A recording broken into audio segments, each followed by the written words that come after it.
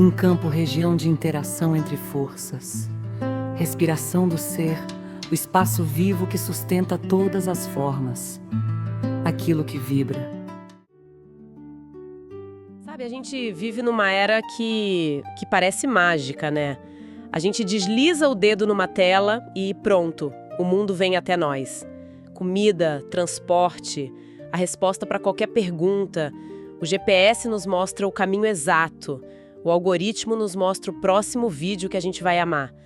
Mas e se toda essa estrutura tão complexa, tão brilhante, pudesse tremer com uma simples ondulação no campo magnético do nosso próprio planeta? É um paradoxo incrível se a gente parar para pensar. Nós nunca fomos tão avançados, tão poderosos tecnologicamente, e ao mesmo tempo talvez nunca tenhamos sido tão frágeis. É justamente essa tensão que as fontes que a gente analisou hoje nos convidam a explorar. Exato. E essa exploração se apoia em dois mundos que à primeira vista não têm nada em comum. De um lado a gente tem a ciência, um fenômeno chamado ressonância Schumann, que é quase como o pulso elétrico da Terra. E do outro, uma viagem de 12 mil anos no tempo, para conhecer um povo que as fontes chamam de Tepe, que ergueu monumentos de pedra que estão de pé até hoje. Enquanto isso, nossos arquivos digitais, a gente torce para que durem a próxima década. O fascinante aqui é que a conversa não é sobre apocalipse nem teoria da conspiração. Longe disso. É mais um exercício de lucidez sobre a nossa dependência sistêmica. A gente vai conectar pontos que parecem distantes.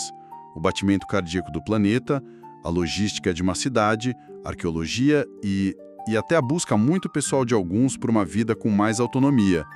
A proposta é uma conscientização com doçura, sabe? O olhar atento para o que realmente nos sustenta. Perfeito. Então, vamos começar por essa base científica. O material que a gente recebeu fala muito sobre essa tal de ressonância Schumann. É descrita de um jeito bem poético, como o batimento cardíaco da Terra. Uma frequência que fica ali em torno de 7,83 Hz. A fonte até brinca que xamãs sempre sentiram, mas só agora a ciência mede. E o ponto central é que esse pulso, que era para ser estável, tem variado muito. Ok, vamos analisar isso. O que na prática acontece quando o pulso do planeta fica instável? Essa é a pergunta de $1 milhão. E as implicações são muito mais concretas do que parecem. Pense nessa ressonância como o clima eletromagnético do planeta. Quando esse clima fica tempestuoso com muitas oscilações, ele interfere em tudo que depende de sinais eletromagnéticos finos e precisos. E peraí, como assim? Por exemplo, o GPS. Eu sempre achei que ele dependesse só dos satélites lá em cima, na órbita. O que o clima da Terra tem a ver com isso? É uma ótima pergunta. Os satélites enviam sinais, certo? Mas esses sinais, eles precisam viajar através da atmosfera, nesse ambiente eletromagnético para chegar no nosso celular. Se esse ambiente está instável, o sinal chega distorcido, com ruído, é como tentar ouvir um sussurro no meio de uma ventania. De repente, a precisão do GPS, que depende de nanosegundos, se perde. O mapa ainda está lá, mas aquele ponto azul que diz "você está aqui" começa a pular, a ficar impreciso. Entendi. Não é que o satélite quebra, é a comunicação que falha. E imagino que isso se aplique a outras coisas também, né? Tipo internet, rádio. Exatamente, na verdade atinge a espinha dorsal da nossa tecnologia. Os sinais de rádio e internet podem ficar mais lentos, mais intermitentes, sensores de navegação em aviões e navios que são ainda mais sensíveis podem se descalibrar e o mais preocupante, as redes elétricas. Elas são gigantescas antenas espalhadas pelo continente. Flutuações magnéticas intensas podem induzir correntes elétricas inesperadas nos transformadores. E sobrecarregar o sistema todo. Isso, sobrecarregando o sistema e causando apagões em cascata. É uma dependência que a gente nem enxerga no dia a dia. A analogia que as fontes trazem é poderosa. Somos como uma árvore alta sem profundidade no solo. A gente cresceu muito rápido para cima, em complexidade, em tecnologia, mas as nossas raízes, a nossa base de sustentação, ficaram perigosamente rasas. E para ilustrar o quão rasas são essas raízes, o material propõe um exercício de pensamento, não é uma profecia. Um cálculo frio. O que aconteceria se um evento desses causasse um apagão de 3 dias numa grande metrópole? 3 dias não parece tanto assim, né? A maioria das pessoas tem comida em casa, talvez algumas velas. No primeiro dia, sim. Mas o problema não é a falta de recursos, é a quebra da logística que move esses recursos. Pense no efeito dominó. No dia 1, as bombas que levam água para os prédios param. Acaba a água da caixa. Exato. As bombas dos postos de gasolina, que são elétricas, também param. Não tem como reabastecer os veículos, nem os geradores de emergência. Certo. Aí a coisa começa a complicar.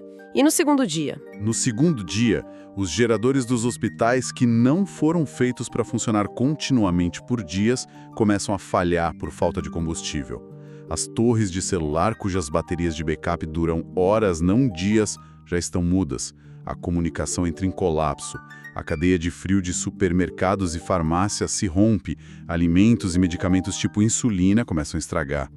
E o sistema financeiro para, porque caixas eletrônicos e máquinas de cartão não funcionam. E no terceiro dia, a cidade já é outra. Sem comunicação, sem água, sem logística. E o mais curioso é que o colapso não viria de uma violência externa. Viria do simples fato de que a gente delegou todas as nossas funções vitais para uma rede de fios que pode falhar. Precisamente. A conclusão que emerge daí é que a nossa civilização é vasta em dados, mas pobre em resiliência. Somos geniais na complexidade, mas esquecemos como funcionar na simplicidade. E essa percepção nos joga direto para o contraponto histórico que as fontes apresentam. E essa parte é realmente fascinante. Se a nossa sociedade é essa árvore alta de galhos frágeis, as fontes nos levam para 12 mil anos atrás para conhecer o oposto. Uma cultura que vamos chamar aqui de Tepe, com exemplos reais como Göbekli Tepe e Karahan-Tepe, lá na atual Turquia. Pense no cenário. Um povo sem escrita, sem metais, sem roda. Sem Google? Eles tinham apenas pedra, as estrelas e uma capacidade de observação que a gente perdeu. E com isso, eles fizeram algo que desafia a nossa lógica. Ergueram monumentos megalíticos, pilares de toneladas, perfeitamente alinhados com eventos astronômicos. Círculos de pedra que viram o nascimento da agricultura, a ascensão e queda de impérios. E continuam lá, resistindo ao vento, à chuva e, como material bem aponta, até mesmo as nossas certezas científicas do século XXI. Tem uma frase nas anotações que me pegou de jeito. Diz algo como: eles deixaram pedra. Nós deixaremos plástico e nem isso por muito tempo. Isso nos força a refletir sobre o que é um legado de verdade. Mas alguém poderia argumentar que o nosso legado digital, por ser infinitamente copiável, acessível, é na verdade mais duradouro, não? Um único arquivo pode ser replicado milhões de vezes. O que as fontes dizem que refuta essa ideia? Esse é um ponto excelente, porque a aparente imortalidade do digital é uma ilusão. O material que a gente analisou desmonta isso de forma bem brutal. Primeiro, a fragilidade do suporte físico. Um disco rígido, um HD, tem uma vida útil média de 5 a 10 anos antes de começar a falhar. Um SSD, um pouco mais, mas nada perto de 12 mil anos. E mesmo que o hardware sobrevivesse, tem o problema do software, a obsolescência dos formatos. Tenta abrir um arquivo de um processador de texto de 1995 hoje. É quase uma missão arqueológica digital. Nossos formatos de dados, de fotos, vídeos, mudam a cada poucos anos. Em um século, a maior parte do nosso acervo digital pode se tornar indecifrável. Um amontoado de uns e zeros, sem a chave para traduzir. Sem falar na dependência de energia. Toda a nossa memória coletiva, a nossa biblioteca de Alexandria do século XXI, está armazenada em servidores que precisam de refrigeração e eletricidade 24 horas por dia. Eles não existem de forma autônoma, podem literalmente evaporar com um piscar de servidores. As pedras de TP não precisam de ar-condicionado. Chegamos então a uma conclusão. Desconfortável. Somos avançados, mas não somos sólidos.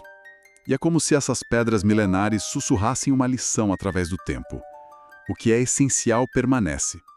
E talvez o essencial não seja a informação em si, mas a sabedoria que ela gera. Isso leva a outro ponto, que é a diferença entre os tipos de conhecimento, né? O nosso é mediado, baseado em mapas, em dados, em telas. As fontes dizem que o humano pós-moderno sabe ler, mas desaprendeu a ver. O conhecimento do povo de Tepe era o oposto. Direto, presencial, baseado na observação do sol, da lua, dos ciclos dos animais. Eles viam o invisível com os olhos lavados. Não dependiam de uma interface para entender o mundo. E essa percepção, essa sensação de fragilidade do nosso sistema, começa a gerar uma resposta. Não só uma resposta intelectual, mas uma resposta profundamente pessoal.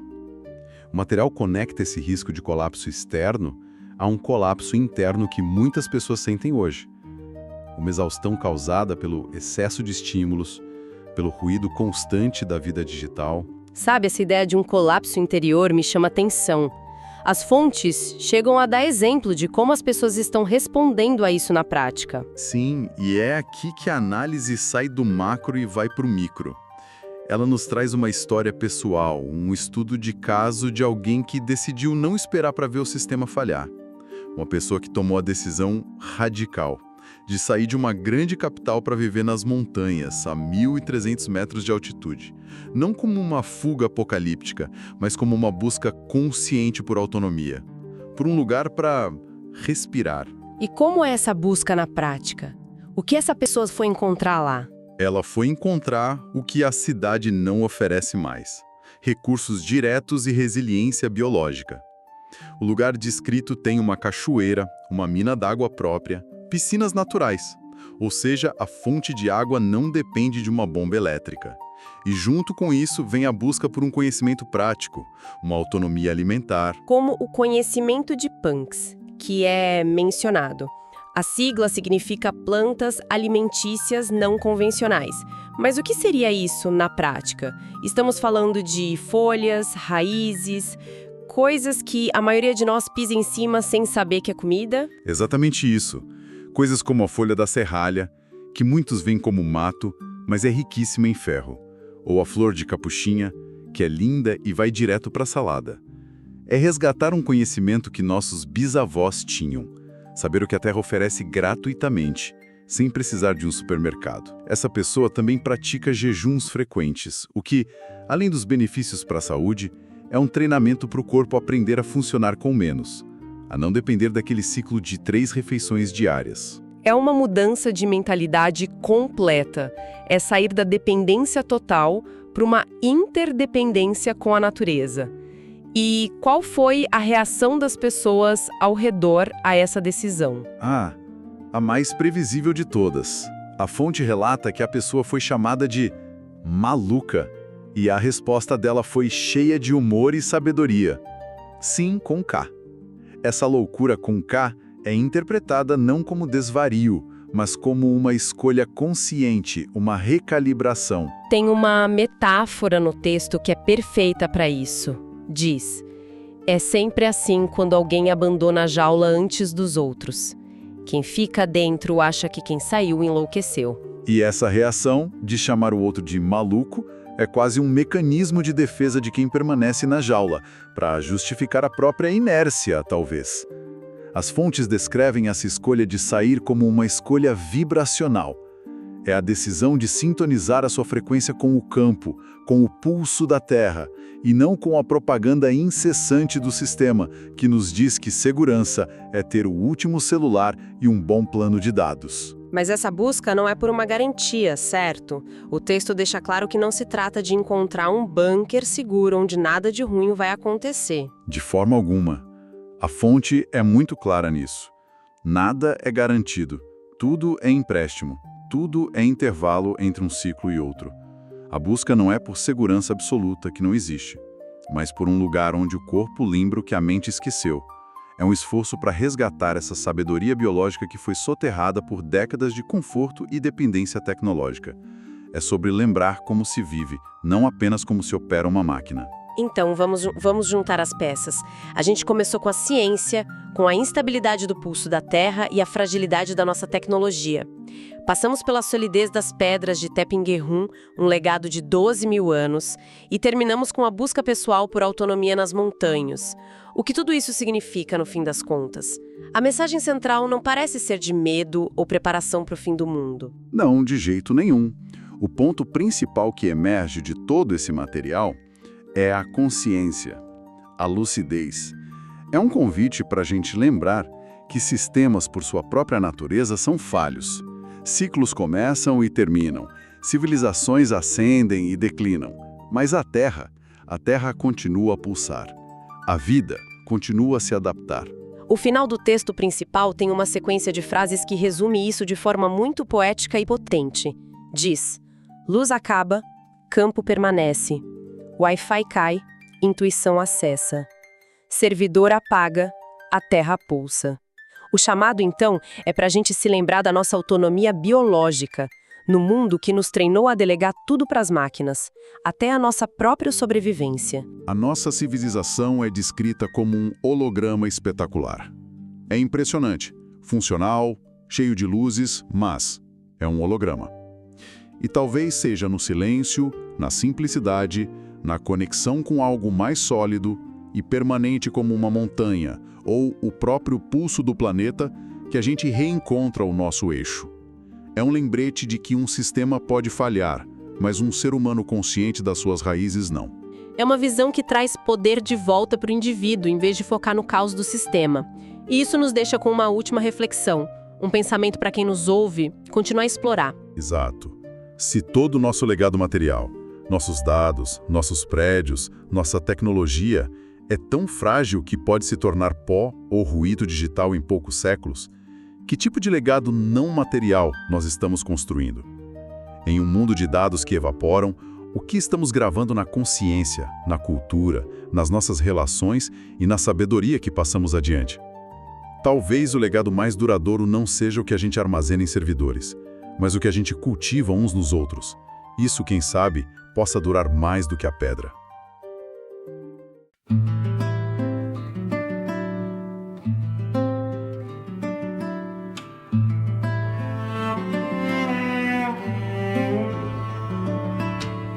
Um campo, região de interação entre forças.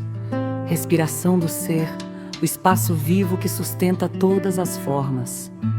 Aquilo que vibra, antes de ser visto. Gravidade, curvatura do espaço-tempo que organiza a matéria. Coração do universo, pulsa o ritmo cósmico, regula a densidade das experiências.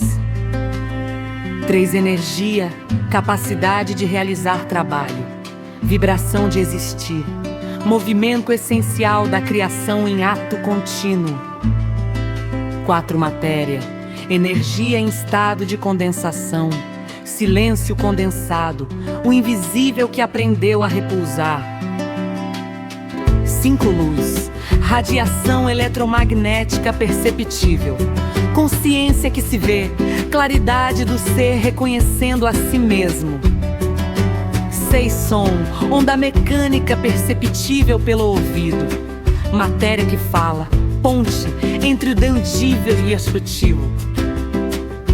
7. Frequência, número de vibrações por segundo, tom da presença, assinatura energética de cada estado de consciência. 8. Onda, propagação de energia sem transporte de matéria, movimento do invisível, gesto do universo quando quer comunicar-se. 9. Entropia, tendência à desordem em sistemas isolados, cansaço do campo, convite à renovação e ao retorno à coerência. 10. Negentropia, força que organiza e restaura a ordem, respiração restauradora, energia de cura e reequilíbrio. E tempo e consciência. 11. Tempo cronológico. Cronos, sequência linear de eventos. Relógio do mundo, superfície onde a experiência se desenrola. 12 tempo cairótico. Kairos, momento oportuno e significativo, pulso da consciência, instante em que o eterno toca o agora. 13 elasticidade Temporal, variação da percepção do tempo, respiração do instante, o tempo estica ou contrai conforme o estado interno. 14 gravidade temporal. Dilatação do tempo sob campos densos, peso do sagrado, quando a intensidade faz o instante durar. 15 memória. Registro neural ou vibracional de experiências. Eco do ser, lembrança que pulsa como orientação do presente. 16 intenção. Direção consciente da atenção. Semente do Kairos, o desejo que desperta o acontecimento. 17 consciência, capacidade de perceber e refletir. Espelho vivo, universo olhando-se através de si mesmo. 18 observador, entidade que participa do fenômeno ao observá-lo. Testemunha criadora, quem, ao ver, modifica o que vê. 19 percepção, interpretação sensorial do real, janela do ser, lugar onde o invisível se torna visível. 20 silêncio, ausência de som intencional, plenitude sonora, vibração total onde todas as frequências coexistem. Língua e arte verbo. 21 verbo, palavra em ação, princípio criador. Frequência primordial, som que organiza o caos e dá forma ao real. 22 linguagem, sistema de signos que expressa pensamento, caminho do som, processo de tradução do invisível em palavra. 23 símbolo, representação que liga visível e invisível, chave de passagem, portal entre dimensões de sentido. 24 signo, significado e referente, elementos da semiótica, triângulo do ser, corpo, alma e espírito da palavra. 25 informação, conteúdo transmitido por meio de sinais, sopro codificado, memória em trânsito no campo. 26 comunicação, Troca de informação entre entidades. dança de ecos, movimento em reciprocidade vibracional. 27 metáfora. Deslocamento de sentido que ilumina o real. Ponte de luz, quando o pensamento muda de dimensão. 20 lutes são luz. Verbo luz, expressão de energia em palavra luminosa. Síntese vibracional, união de conhecimento e amor. 29 escuta. Atenção plena ao que vibra, ritual de presença, modo de conhecer pela ressonância. 30 silabário interior, conjunto das vibrações do ser, alfabeto da alma. Cada emoção é uma letra do verbo cósmico. Ive, arte, vida e religare. 31 estética, estudo da percepção e do belo. Ética do sentir, ciência da harmonia entre forma e essência. 32 criação, ato de trazer algo novo à existência. Respiração de Deus. Gesto contínuo da vida. 30 conhece inspiração. Movimento de entrada do ar e da ideia. Visita do invisível. O campo sussurra e o humano traduz. Ditado e coesão. Compreensão direta sem raciocínio lógico. Conhecimento por afinidade. A mente reconhece o que já sabe.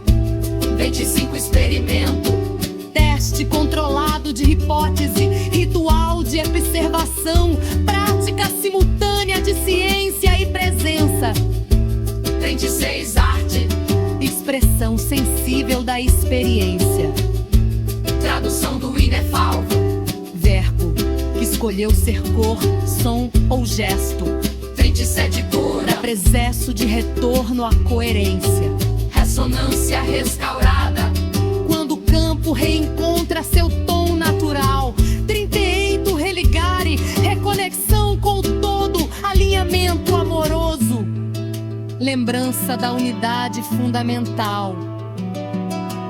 impeol amor, Atração universal e princípio de coesão.